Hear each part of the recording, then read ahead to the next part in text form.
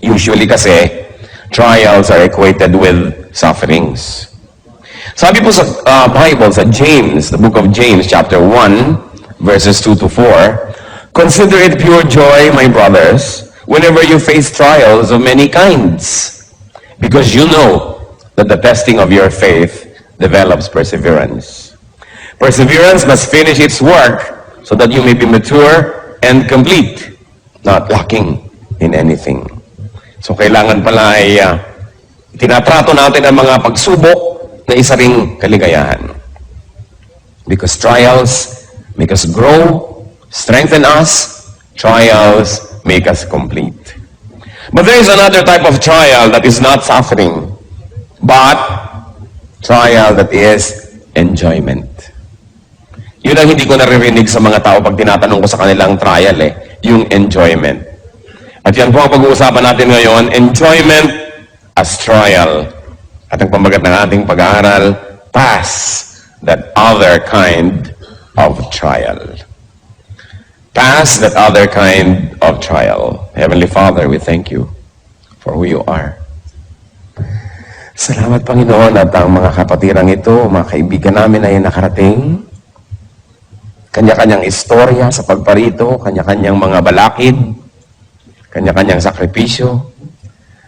Panginoon, lahat po ng nahirapan, nagkaroon ng sacrifice coming here, hinihiling ko po sa inyo, palitan nyo ng kagalakan. Punuin nyo ng pagpapala. Honor the intention of your people for coming here today. We want to fellowship with each other, but above all, we like to fellowship with you. Nawa, Panginoon, ay puspusin niyo po kami ng inyong espiritu. Huwag kaming aalis sa dakong ito na hindi niyo po kami nakausap, hindi niyo po kami napagaling, hindi niyo kami naturuan, hindi niyo kami naituwid. Mangusap po kayong may kapangyarihan. Tinig niyong nais aming marinig. Use your servant only as your instrument, but be our speaker, O God. We recognize no other God but you, O God of Isaac, God of Moses, God of Abraham. So we reject any other God. We reject any other message from any other person or personality. But we want you, Father, to speak to us. Holy Spirit, enable us. Empower us to hear, to understand, and to become like Jesus. Father, take over. We are your people. We reject and rebuke all presence of evil, all work and plans of evil against this holy assembly. We reject in Jesus' mighty name. And we ask you to do your will. Let your will be done. We're confident, Father, that you hear as we ask in Jesus' mighty name. Pass that other kind of trial. And that other kind of trial is enjoyment. I'm going to talk about 8 enjoyments, 8 nice things, 8 roses that can become thorns, 8 blessings that can become curses, 8 enjoyments that can become trials. One of that, a trial that we should pass, is a trial of beauty and good looks. Tingnan ninyo yung katabi nyo. Siya kaya ang pinag-uusapan natin. Beauty and good looks. Tulad na lamang ni Joseph. Si Joseph the dreamer. Sabi sa Biblia, siya magandang lalaki. Sumabit suloy siya sa gulo. Pinagtangkaan siya at pinagnasaan ng babae niyang amo, asawa ng kanyang tunay na amo na si Potiphar. Genesis 39 verse 6 up to 7. Now Joseph was well built and handsome. And after a while, his master's wife took notice of Joseph and said, "Come to bed with me." At syempre dahil si Joseph po ay makadiyos, siya'y disente, may paggalang sa kanyang among lalaki, di niya kailanman pinagbigyan ang mga panunukso ng babaeng ito. At ang babae ito naman cannot take rejection well. So what did she do? One day, she cried rape. Nung di siya pansinin, isinumbong niya at pinagbintangan niya na balak daw siyang gahasain ni Joseph. Because of that, Joseph went to jail. And another story deserves another telling.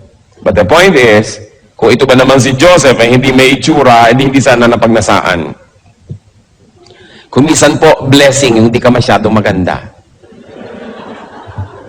di ka nare-rape. Blessing yung hindi ka masyadong magandang lalaki eh. Walang masyadong nang aakit sa'yo. Malaki pong pagsubok na maging maganda. At maraming tao, hindi nila na ipapasa ang pagsubok. Kinakain sila ng kagandahan, nagiging palalo, nagiging mayabang, o kaya nagkakasala dahil dumadaling magkasala sa dami ng nang-aalok. Kaya mabuti kumisan yung di na naaalok pa. Napipilitan ka maging banal. At least kahit pilit, banal pa rin. Kesa sa napakarami namang pagkakataon. Alam niyo yung magaganda, maraming choices eh.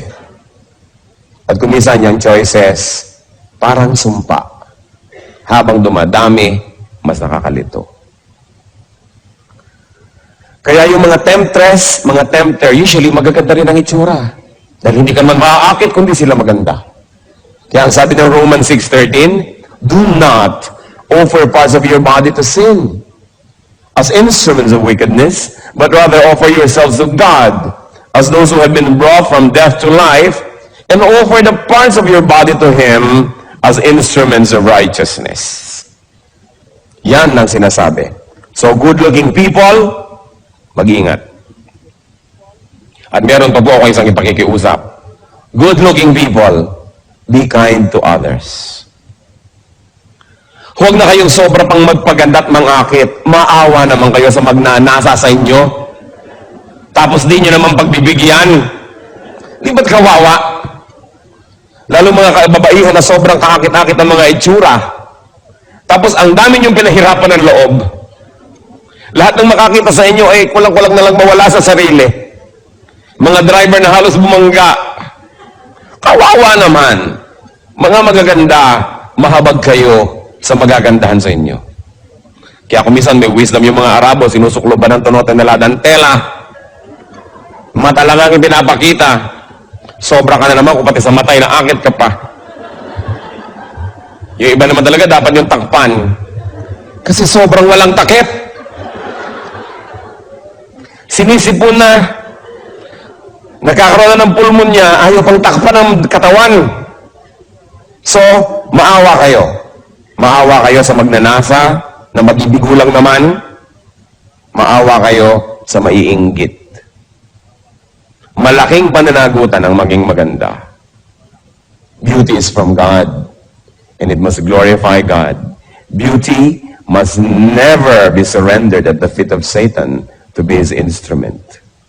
Pero tingnan ninyo, napakaraming magagandang tao, kasangkapan ng kasamaan. Ang kagandahan ay ginagamit sa pang-aakit ng asawa ng may asawa. Sa pagmamali ng kaisipan ng maraming makakakita. It's sad that a beautiful thing and that beauty can be a curse. So, watch out, beautiful. Watch out, handsome. Sabihin nyo nga sa katabi nyo yun. Watch out, beautiful. Watch out, handsome. Another trial, which sa biglang tingin is a blessing but can become a curse also, is health. Health? Pastor Ed, hindi ba kayo nagkakamali? Health can be a curse, yes. Because healthy people have so many options and choices of what to do. Katulad ng sobrang maliliksi ang mga paa, kung minsan kadadaling maghabol ng kasalanan at pumunta sa mga lugar ng kasalanan, kung yung ba naman yung nakapako sa kama at di makabangon, nagiging banal. You know, the body can do so much when you're healthy. That's why, when you are healthy, first you thank God, and then you watch that you don't allow your health to become an entry point of evil. Kasi pag malusog ang tao, maraming pwedeng gawin. At saka marami rin pwedeng makigawa sa kanya. Kasi kung ikaw naman sumusuka ng dugo, ay wala nang may gustong lumapit sa iyo kung minsan, malayo ka sa temptation. Pero kung lusog-lusog mo, maraming gusto na dumikit-dikit at lumapit-lapit sa iyo. Kaya ang katawan natin, mas malusog, mas ginagawa nating alipin ng kabutihan. Sabi ni Paul sa 1 Corinthians 9:27, no, I beat my body and make it my slave. You know, if you don't make your body your slave, it will be your master. Yung katawan ng tao, pag hindi yan sinupil, pag hindi yan kinontrol, yan ang magiging amo nyo. At pag ang katawan ng tao naging amo, mapapahamak ang ating kaluluwa. Kasi walang gustong gawin ng katawan, kundi katamaran, kasalanan, luho, sarap. Kawawa ang kaluluwa ng tao na yung katawan niya ang naghahari sa kanyang buhay. Kaya ang sabi ni Paul, binubugbog ko tong katawan ko na to, pinupukpok ko to, pinipilipit ko to, at ginagawa ko siyang alipin ko, sumusunod sa kagustuhan ng aking espiritu. At yan ang dapat mangyari. Kaakibat po't kasama ng health, trial din yung long life.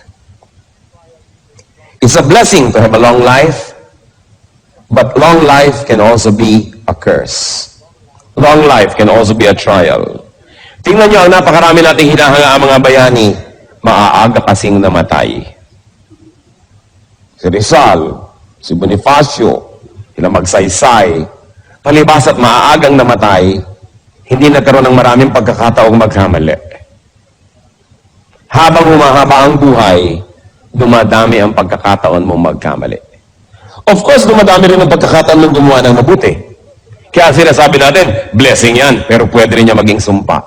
Tingnan niyo sa Don Emilio Aguinaldo, sa haba ng buhay, napakaraming naging controversies tuloy na nasangkutan, sumama sa politika, natalo ko, anong pinagagawa, ang haba kasi ng buhay. Yung napakaagang nangamatay, nagmumukha tuloy yung mga perfect or nearly perfect because they did not have much opportunity to make mistakes. So, watch out, you health buff.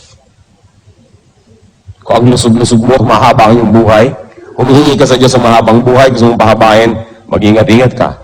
Sapagkat bawat buhay at bawat araw na ipinahiram ng Panginoon ay gustong agawin din ni Satan.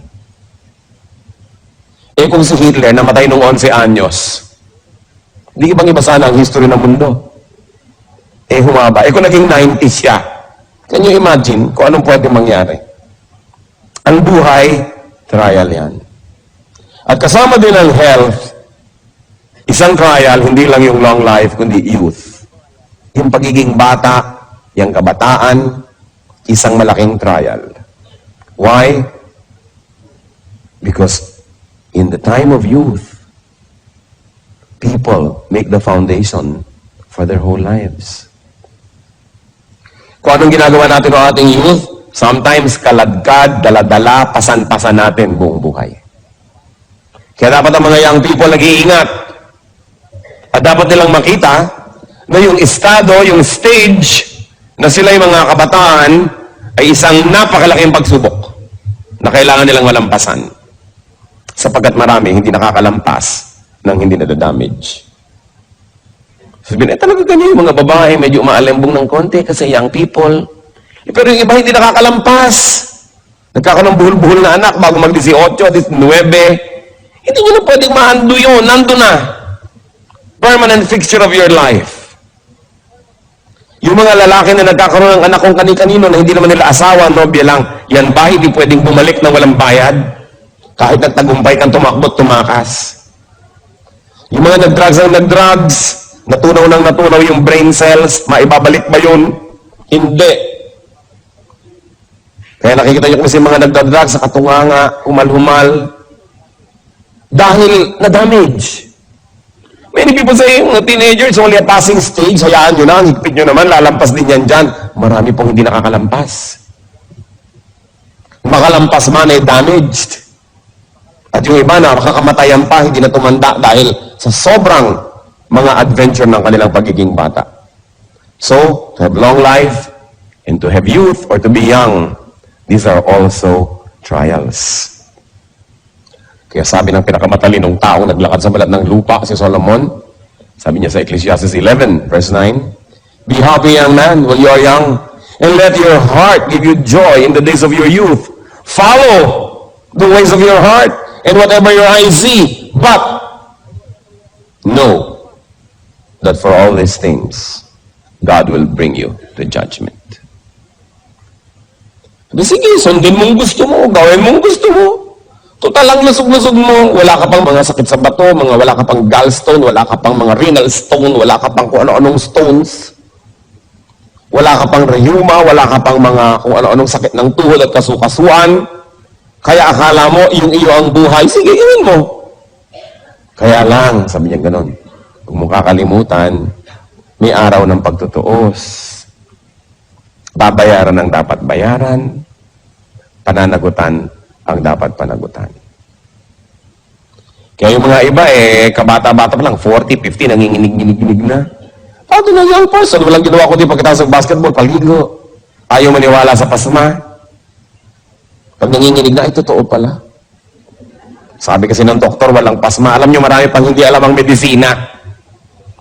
Pero yung mga matatanda na nag-observe ng buhay, naturuan ng matatandang nag-observe before them, marami silang alam na dapat natin pakinggan.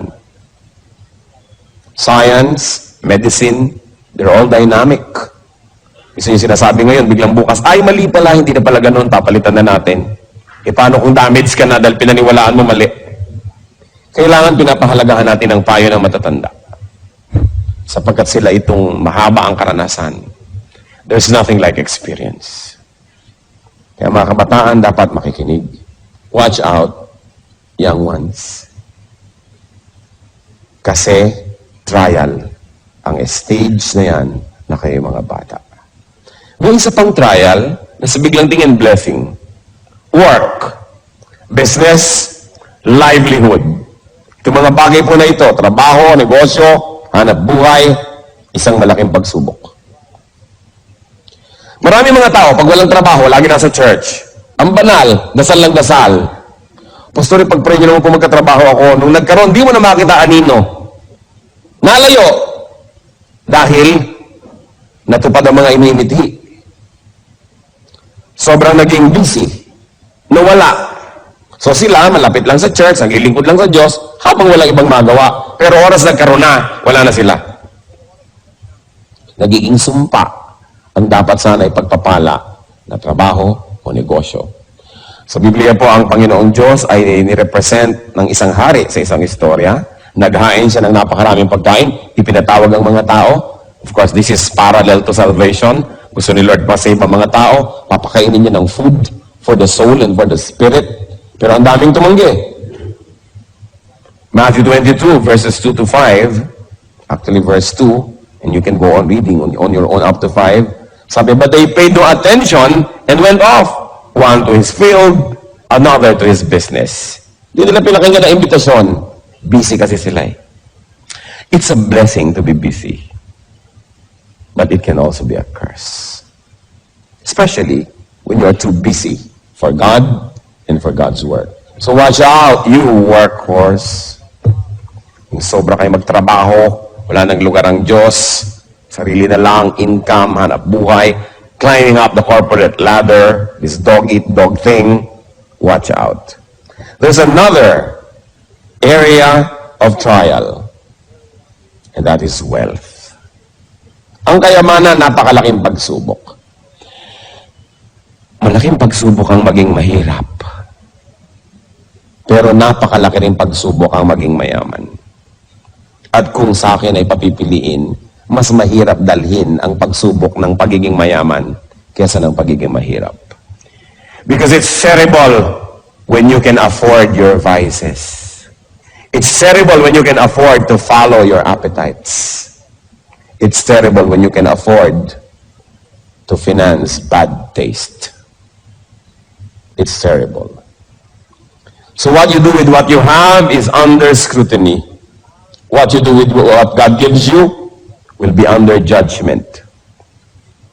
Meron kaya tayong wealth, whatever it is, that we love more than God?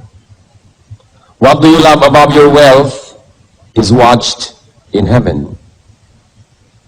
Hindi masama maging mayaman. Ang gusto naman ni Lord na maging prosperous tayo lahat eh. Pero oras na inuna mo na yung kayamanan kaysa sa Diyos, oras na siya ang iyong Diyos, kawawa ka naman. Kasi dinagdagan mo ang Diyos ng iyong buhay. Yung mga sumasamba sa salapi, kawawa. Sa halip na kanilang gamitin ang salapi at sila ang naglilingkod sa salapi. Sukdo lang sirain nilang kanilang mga relasyon sa kapwa, Siraan nila ang kanilang puri, reputasyon, kabanalan, magkapera lang. Then they become slaves. Luke 18:22-24. When Jesus heard this, He said to him, ito yung isang mayamang lalaking sabi, gusto ko pong sumama sa inyo, gusto ko maglingkod, blah, blah, blah. You still lack one thing. Sell everything you have and give to the poor, and you will have treasure in heaven. Then come, follow me. Kasi gustong sumunod sa kanya nitong mayamang lalaking ito eh. When he heard this, he became very sad because he was a man of great wealth. Jesus looked at him and said, how hard it is for the rich to enter the kingdom of God. Of course, I like to add that it is also hard for the poor to enter the kingdom of God. Hindi nadadaan sa mayaman o mahirap yan. Kaya lang mas madaling malito, mas madaling malasing yung may kayamanan kaysa dun sa wala. Kaya nakita nyo, dasal ng dasal yung tao. Siguro walang pera. Pag walang pera, tao, dasal ng dasal eh. Subukan nyo, pag marami ng pera, kung madadasalin pa. Doon, nagkakaroon ng pagsubok.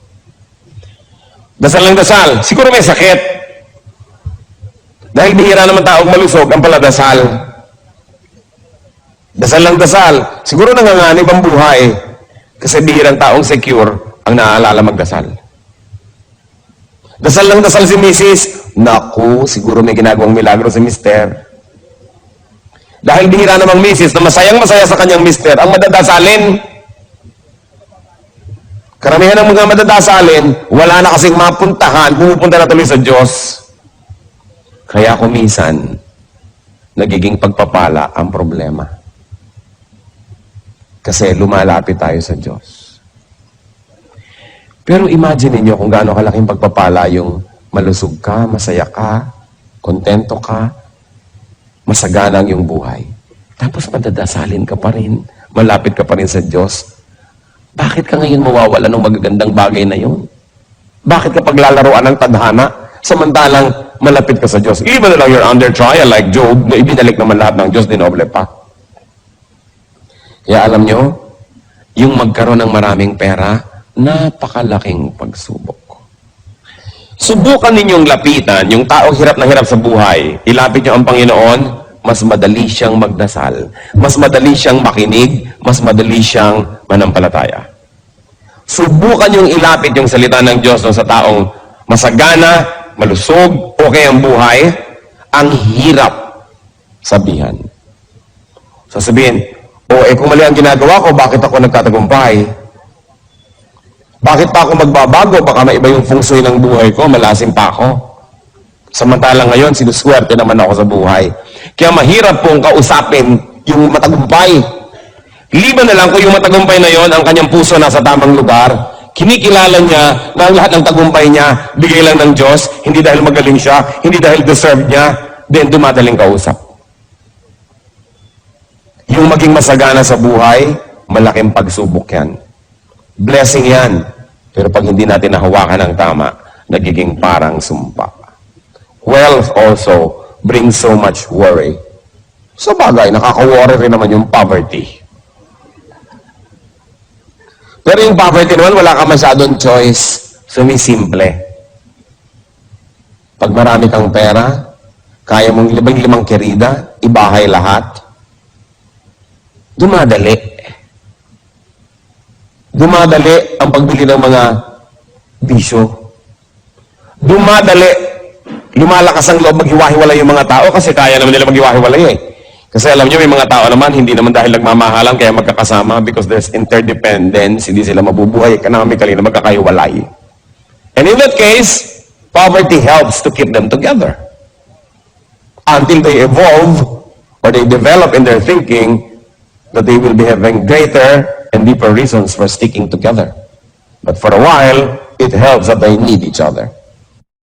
Kaya nga po, malalaman mo lang ang taong tunay na magalang, tunay na polite, pagka mayaman, pagka merong kaya sa buhay.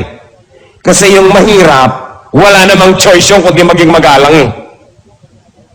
May choice ba? Empleyado ka, good morning po. Diba? Dadaan ka sa mga nag-uusap, yukong-yuko ka.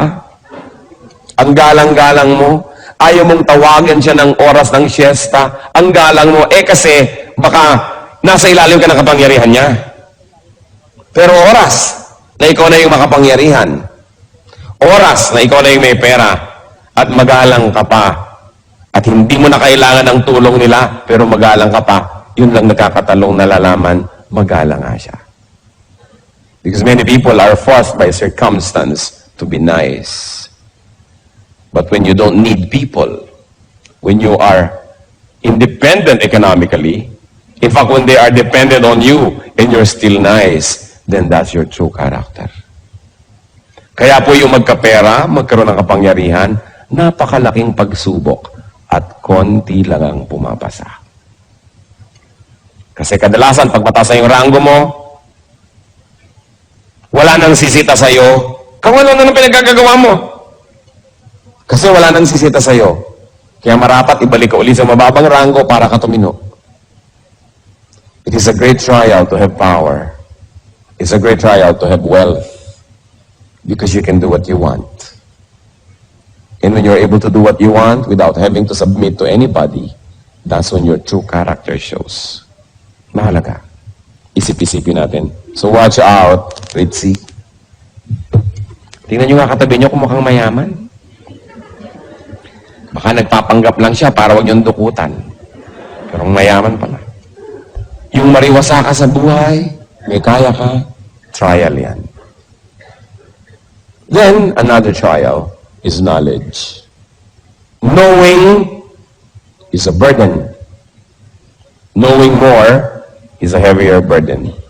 Kaya sabi ni Solomon, sa Ecclesiastes 1:13-14, I devoted myself to study and to explore by wisdom all that is done under heaven.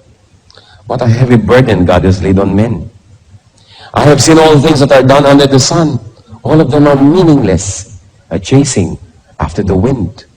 And in other parts of Ecclesiastes, Solomon says, the more you know, the lonelier you get. Mas dumadami ang alam, mas lumulungkot ang buhay. Subukan nyo na malaman ang lahat ng sinasabi ng kapwa nyo tungkol sa inyo behind your back, lulungkot kayo. Mabuti pang di mo na alam.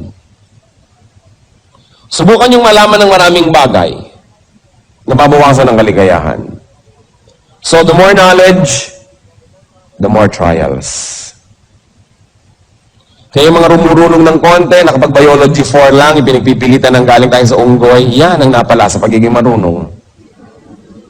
Little knowledge can be dangerous. That's why atheist scientists, atheist philosophers are in danger. What we know is a little. What we do not know is immense. O yung taong hindi tiyak, therefore akala niya, hindi niya alam. Ang nanganganib, yung mga tao nagdudulong-dulungan.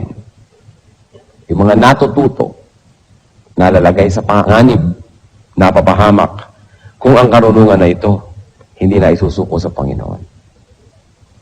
Kita ninyo, dahil sa karunungan ng tao, akala na nag-i-improve tayo, wow, pagaling ng pagaling ng tao, pagaling ng pagaling ng mga armas na nagagawa. Mabuti pa nung araw, pukpukan lang ng bato, buhusan ng kumukulong tubig ang mga gera.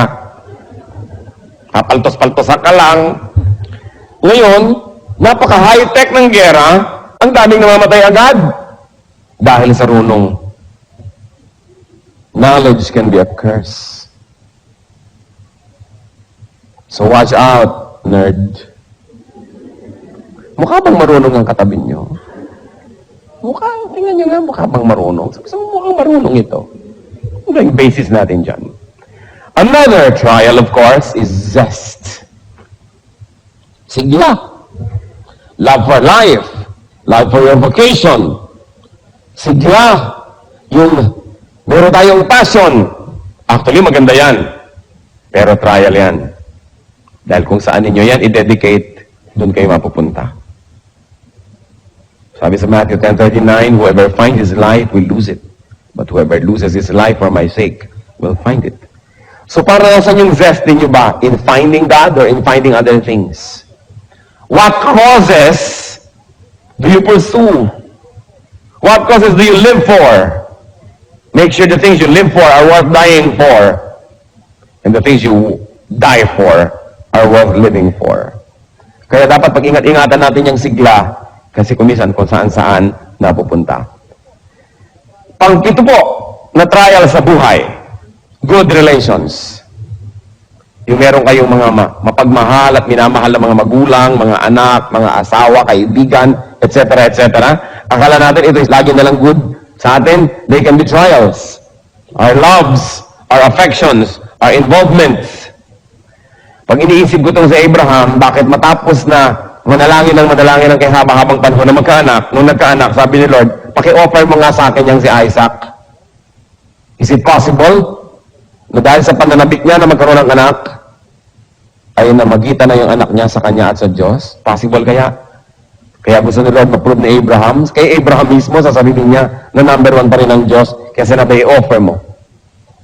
At nung nagkaroon siya ng lakas ng loob at katawan na gawin yon, hindi naman ipinatuloy ng Diyos. Kasi napatunayan, hindi naman pala susuwayin ni Abraham ang Diyos dahil sa anak. Therefore, pinayagan niya na yung anak, ma-maintain. Kung ipinagkait kaya ni Abraham si Isaac at hindi niya ini-offer, paano kaya kukunin ng Panginoon niya saan paraan? We don't know. Because the story did not happen that way. Abraham obeyed God. Gaano karami sa inyo ang susunod sa Diyos kung ang pagsunod ay nangangahulugan ng pagputol ng relasyon nyo sa kapwa-tao? Halimbawa sinasabi, layuan mo yang si Bigote. Lalayuan mo ba? Asawa yan ng iba, huwag mo yang samahan. Diyos ko po, paano ako mabubuhay nang wala siya? Kaya kay Bigote, kahon. Bayong, kung ano man yun. Siya pa rin. Kaya maraming tao hindi nakakalapit sa Diyos kasi inuuna nila kapwa-tao.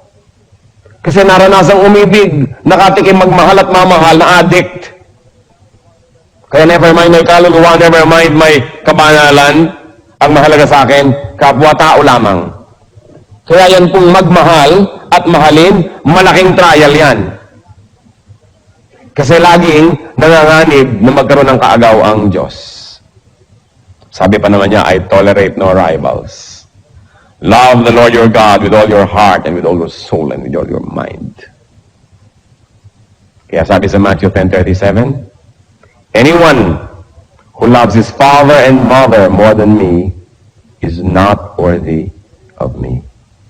Anyone who loves his son or daughter more than me. Ay, share ko na sa marami to. Payagan niyo kung ulitin ko sa inyo dahil baka hindi ko pa na-share sa inyo. Dahil nagkaroon ako ng peace sa verse na ito eh. At alam niyo kung paano, sa hinaba-haba ng pakipagbuno ko sa verse na ito, napagtanto ko, I'm sure it came from the Lord, na kung sino ang mahal niyo, yun ang makakasakit sa inyo. Kaya ka ba naman saktan ni Aling Epang doon sa may kanto? Hindi siguro, maliban na lang hinampas ka niya. Pero hindi niya kaya saktan ang puso mo, tulad ng magiging sakit kung iniwan ka na asawa mo. Pinagtaksilan ka ng nobyo mo, sinumpa ka ng magulang mo, iniwan ka ng anak mo. Ang sakit. Kasi yung mahal mo, ang makakasakit sa'yo. Mas mahal mo, mas kaya kang saktan. Ngayon, kung nagmamahal ka ng tao, humanda-handa ka masaktan. Kasi, iiwan ka niyan. Maaaring pagtaksilan ka dahil siya naging marupok. O maaaring pagtaksilan ka dahil basta ayaw na niya sa'yo. O ang tapat-tapat niya, ang buti-buti, namatay. Di wala rin. Mawawala rin. Kawawa naman ang taong sobrang nagmamahal sa kapwa. Humanda kang lumuha. Kaya ang sabi ng Panginoon, unahin niyo ako. Ako ang gawin yung number 1 love. Kasi hindi naman siya mamamatay. Hindi lagi siyang nandyan. Hindi ka naman niya pagtataksilan dahil siya'y matapat. Hindi ka naman niya iiwan because He fills heaven and earth with His glory and with His presence. Hindi ka niya dadayain, hindi ka niya pagsisinungalingan. Tutulungan ka pa niya, sasamahan ka niya. Kaya sabi niya, pag akong mahal niyo, wala kayong kaluglugi. Paano mo, Diyos ko, ang Bigote? O, di gawin mong number 2, number 3 sa iyong buhay. Pagtaksilan ka, mawala siya sa'yo, Dahil ako pa rin ang number one, nasaktan ka, pero konti lang. Kasi pag yung number one sa buhay mo ang nawala, sabi mo ba, Crispin, Basilio. Kasi nawala yung number one eh. May problema pa kayo sa verse na ito? Na-solve na ang problema. Gusto ng Diyos, number one tayo. Number one siya sa buhay natin kasi gusto niya tayong alagaan. Di ba? Sino sa inyo mga magulang? Di ba pag may naliligaw sa anak nyo, kinakabahan kayo? Baka paluhain tong anak ko. Ano ba itong naliligaw sa kanya? Laki ng hikaw. Malaki pa sa hikaw ng daughter ko. Ang hikaw mo, iho. Nakakatiyak ka bang matutuwa ang anak ko sa piling mo? Tapos ang grade mo, puro pasang awa. Kawawa naman ang anak ko.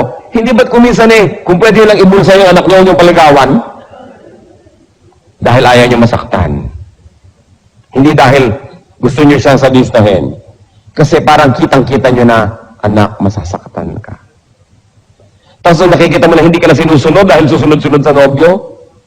Hindi na sinusunod na yung mga patakaran, nagsisinungaling na sa'yo. Kung eto na nga, number one na yung nobyo, hindi na ako. Kawawa naman ang anak ko. Kaya ang magulang, kung pwede lang, anak, ako na lang gawin mo number one. Hindi kita pagtataksilan. Dito ka na lang sa atin. Magsama-sama tayo habang libing.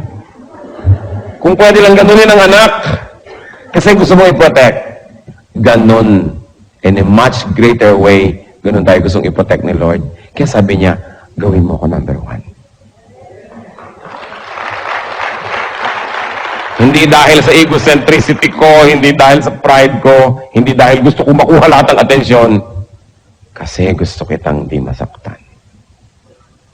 Magmahal ka ng iba, konti lang, wag tulad ang pagmamahal mo sa akin.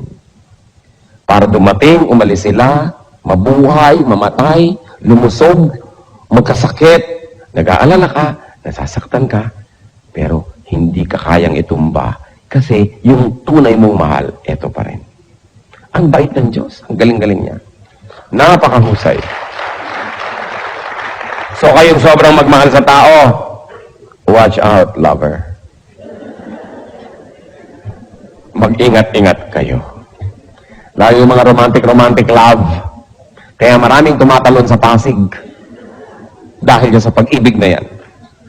Pag-ibig na ligaw. Kasi nauna yung tao kesa sa Diyos. Sinong magpapakamatay kung nawalan ka ng mahal sa buhay pero number one mo ang Diyos? Hindi. Kaya mga nagpapakamatay dahil sa pag-ibig, alam mo, ay, nakakalungkot mang isipin, natabunan ng Diyos, nagmahal ng kapwa, ng lubos-lubos. Lampas sa kalooban at disenyo ng Diyos, napahamak tuloy. Pangwalo, sana bala ko mga 100 pero tama na siguro yung 8, no? Pangwalo, na trial, accomplishments. Akala nyo trial ang kabiguan? Mas malaking trial ang tagumpay. Accomplishments. Mas maraming nagpapakamatay na matagumpay kaysa sa bigo. Mas maraming mag-asawa ang naghihiwalay na matagumpay kaysa yung mga bigo. Kasi kung minsan, ang wattage mo 10, hindi mo kaya ang 50 volts. Kasi hanggang 10 watts ka lang. Tapos dumating yung 3,000 volts, pundi ka. Kaya maraming tao pag nagtatagumpay na pupundi. Dahil malaking trial yung accomplishment. It be physical, mental, social, or spiritual success. Fame and glory can be terrible trials.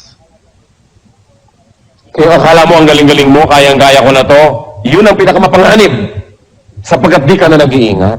Sobra ka ng overconfident. Dahil nga sa iyong accomplishments. Kaya sabi sa 1 Corinthians 10:12, so, if you think you are standing firm, be careful that you don't fall. Sapagkat halos lahat ng natumba ng di nila inaasahan na mangyayari yun. Sapagkat sobra na silang naging confident.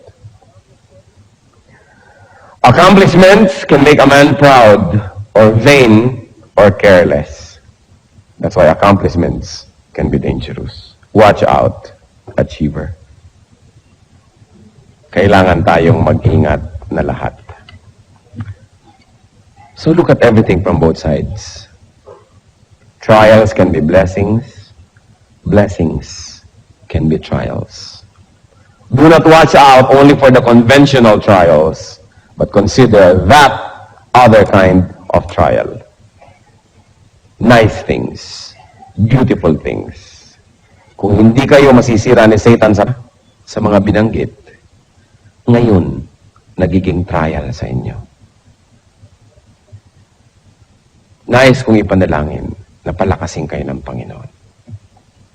Nais kong ipanalangin na bigyan kayo ng Panginoon ng matang makita ng malinaw ang mga pandaraya ng sanlibutan. Sino man sa inyo magsasabi, yes, meron sa mga binanggit na nagiging dahilan ngayon para ako'y subukin. Nais kong malampasan, nais kong maging malakas. Hihingi tayo sa Panginoon ng pagpapala. Sino man ang magsasabi niyan, we're going to pray.